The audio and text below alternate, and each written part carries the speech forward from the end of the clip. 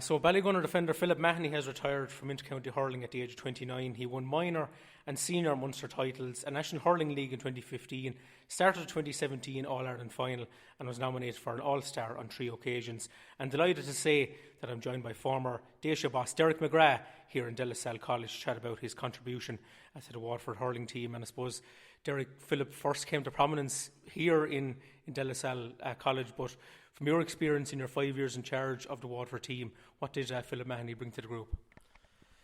Yeah, look, I suppose it's very hard not to echo what Fergal Hartley has already said about him in an interview last week, I suppose. But I think he brought, the leadership qualities that have been referred to, great professionalism, real authentic standards. No falseness about anything that Philip did.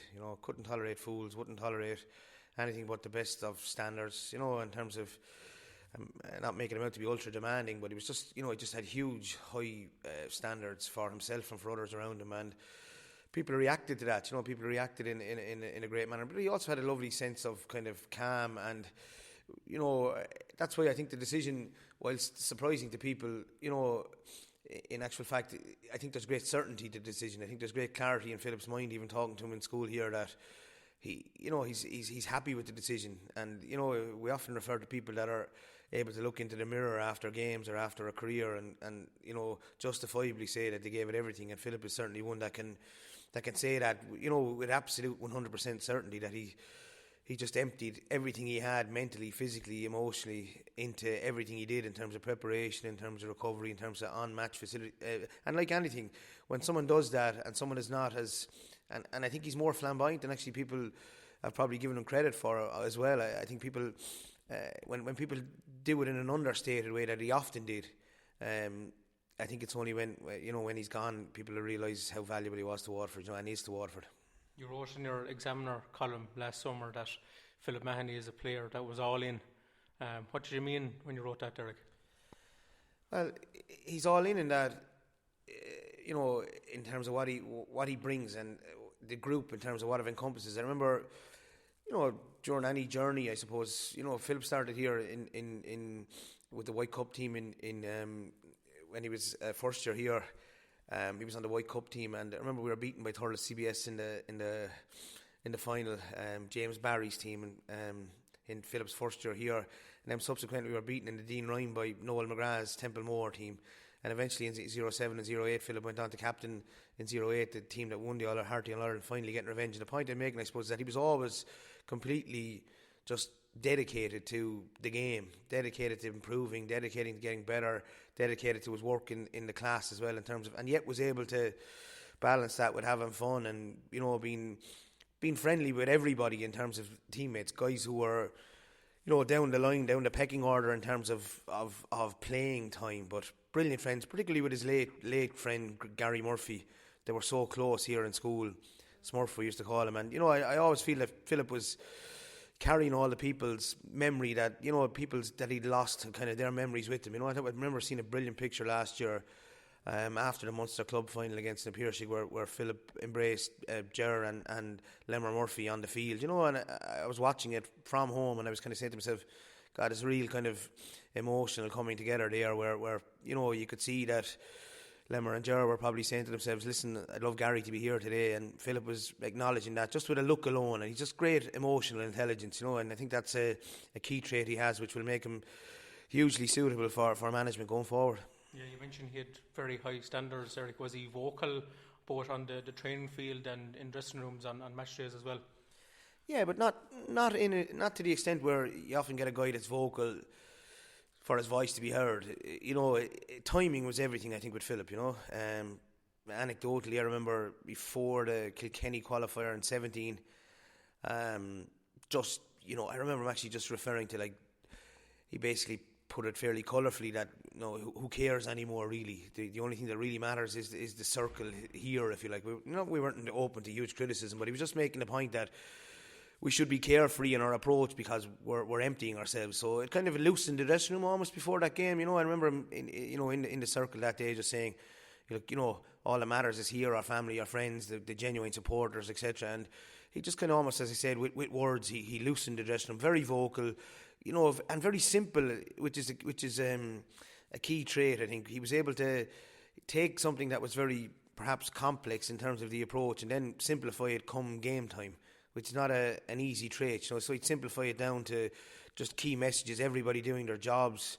I remember there was a message put in before the 2016 Kilkenny All-Ireland semi-final where he just, he referenced everybody just doing their jobs better than we ever did, and then that would kind of, collectively come together as a big performance if everybody concentrated on their individual roles. And I think, look, you've seen that with his, Ballygunner winning 3 in a row minors where he's been involved in Ballygunner winning the under 20, and that I can see his influence in Ballygunner already outside of what he's done as a Waterford player. You can see it with the younger players, with the Kevin Mahonys, his own brothers, with the Jake Foleys, with the Tom Gallaghers, with guys I suppose that he's Tyg Foley in particular. I would have, again, another lovely moment I saw when Ballygunner won the minor 2 years ago. Tyg Foley was captain, having lost his dad that year, and I remember Philip remarking to me, he said it was one of the reasons he took on the minor job, for not for Tyg's sake, but for the sake of family. And so I think he does things for the right reasons as well. It's not, there's no glory attached to it. It's, the right reason for him getting involved in the minor was A, it's his club and he loves his club, but B, there was an emotional connection with looking after Tyg, which is often kind of overlooked. And I remember seeing them both embrace at the end of that game, and I said to myself, that's a special moment there for Philip. And he has that kind of innate ability to see situations as well, which is, I said, is even anyone that mightn't have seen the documentary about the All-Ireland, if you watch the documentary about the All-Ireland very, very closely, you can see him kind of even not manipulating situations with the referee, but certainly talking to Fergal Horgan. He's a brilliant talker, almost like a rugby captain in terms of talking to referees, talking to people around him. Very good at, I won't say manipulating situations, but certainly very good at kind of just ensuring that he's on side with the referee as well. So he just has a fine balance with everything he does. As a defender, Derek, what were his main attributes? Well, he was a shutdown merchant. He's one of those fellas that fits into the Brendan Maher category where he can shut down and he can hurl. If you go with Ballygunner, invariably, if you're looking with the Ballygunner over the last 15 years, invariably he's gone from, I suppose, initially when he came on the scene, when I was still hurling with Ballygunner, I marked him. He was kind of marking and doing not much else, would you say, just marking. Now he's invariably, Paddy Levy comes out as a third midfielder, Kevin Mahoney comes out in the middle field, Philip is free for most of the game and he's mopping up and he's doing a lot of hurling and distribution, etc. With Waterford, again, he combined that. I look back over the years, he's shut down Conor Lahan, he's shut down Shane McCallan, he's shut down TJ Reid, he's shut down Joe Canning, he's shut down Colin Fendley, and he's still hurling himself, and he's still able to hurl himself. But with Waterford, I suppose we've used him kind of to shut down fellas and to be able to kind of cancel guys out, and still to have that innate ability to be in that ruck ball when Philip is over a ball with 4 or 5 around it. He's going to be the lowest down over the ball. He's the safest over the ball. He'll come out.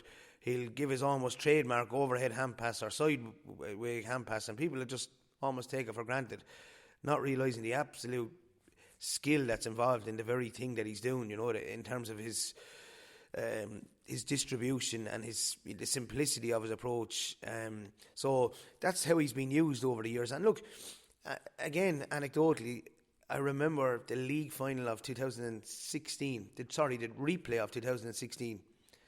He got it hard off Tony Kelly in the league's final replay, and which would be very, very unlike Philip. We went for a few pints on the way home. We stopped in Mooncoin. A friend of mine, Liam Sutton, was running Comerford's pub in Mooncoin, and the team, we stopped there for a few pints because we hadn't had a drink, and we'd 5 weeks to the championship. And we were having a couple of pints, and it was very unlike Philip to even have a couple of pints, but he was having a couple of pints and he was loosening, I suppose. And I was talking to him, and I could see it was guising the hurt that what had happened in Thurles that day.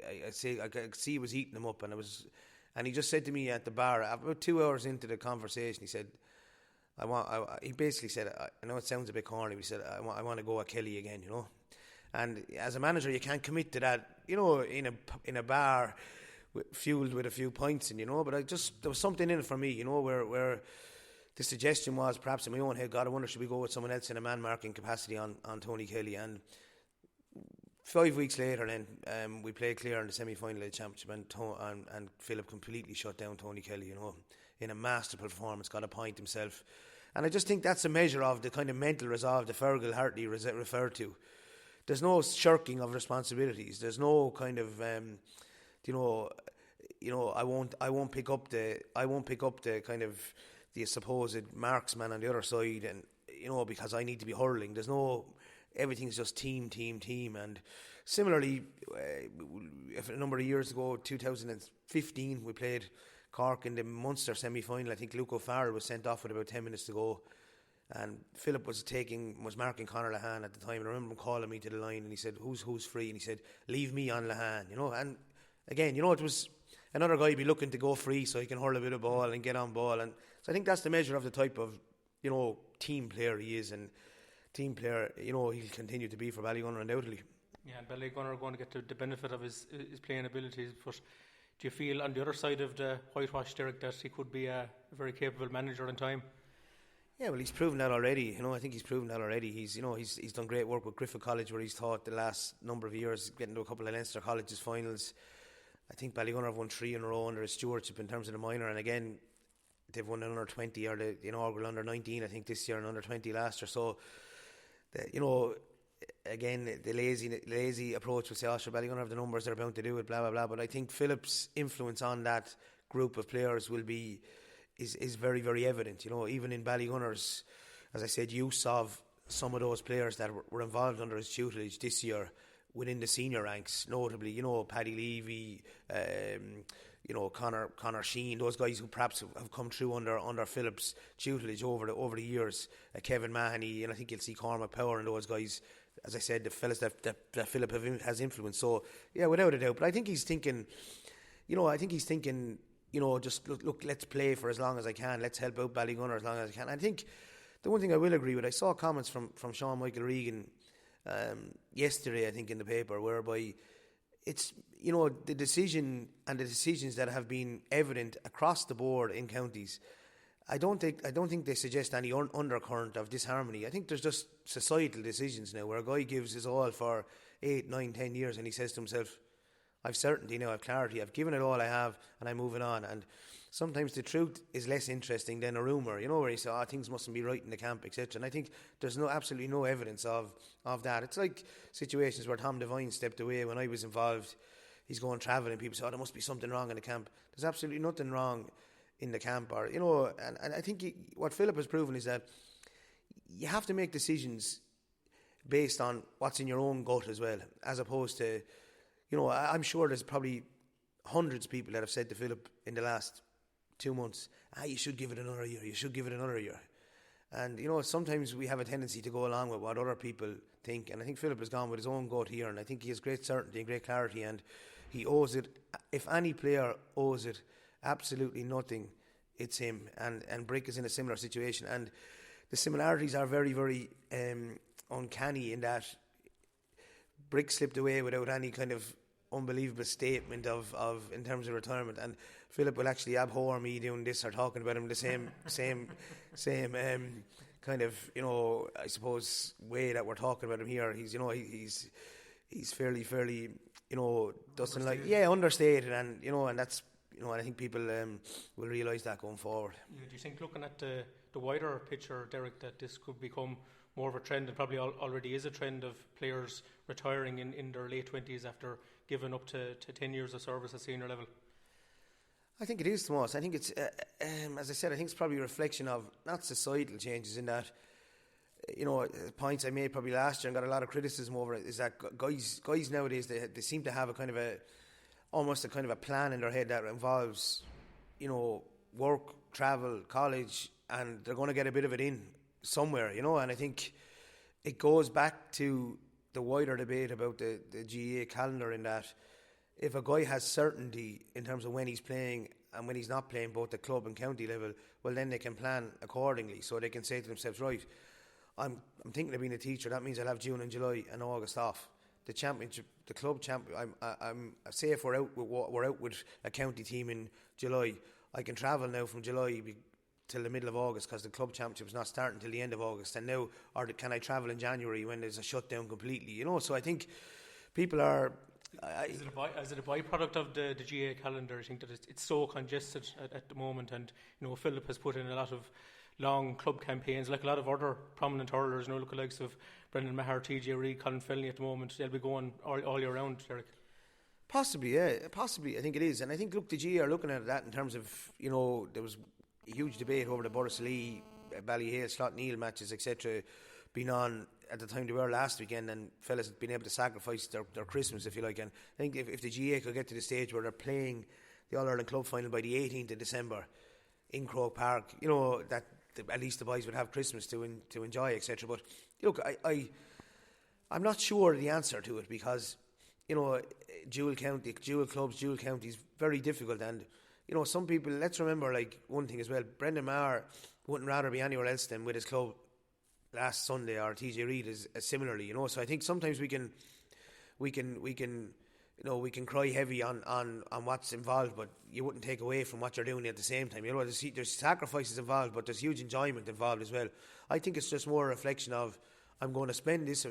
I think it's more a reflection of young people now are planning a bit more. I think they're going to say, well, I'm going to do 6 years playing inter-county, then I'm going to go travelling for 2 years, then I'm going to go working, and then, you know, and then I'm committing to A, B or C. I think it's more a reflection of, not millennials, but certainly just a different kind of path. Whereas I take my very, very stuttering inter-county career, I remember being waiting 3 years under 21 when we were in college in UCC, loads of chances to go to America, and saying to myself, I know I'll stay around, we might win the under 21 this year with Waterford, you know. And whereas nowadays I think people say they almost have it set up to go to America whilst they're playing championship, you know. And I think it's just have to accept that kind of approach nowadays.